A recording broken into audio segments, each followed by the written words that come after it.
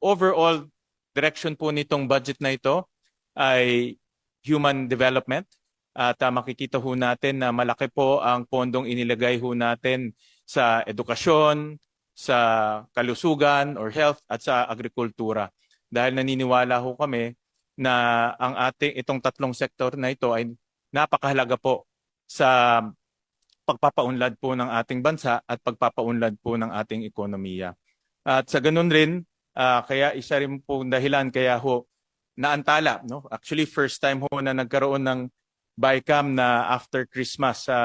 Alam ko ho, si Senator Loren, ito expert sa finance, matagal ho naging finance chairman. Sa alam ko, first time yata nagkaroon ng permahan at ratification na after Christmas. No? Dahil nga ho, maraming adjustments na ginawa para po maging mas transparent, mas klaro, mas naiintindihan po ng taong bayan yung pagbabalangkas po natin ng ating pambansang budget.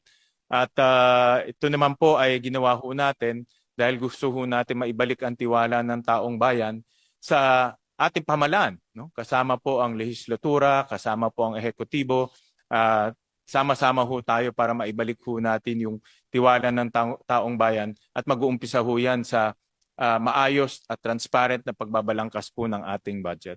So muli, nagpapasalamat po ako sa lahat, sa inyong lahat, sa inyong tulong, sa inyong suporta, sa inyong pagbibigay oras at partisipasyon po dito sa ating proseso ng pagbabalangkas ng budget.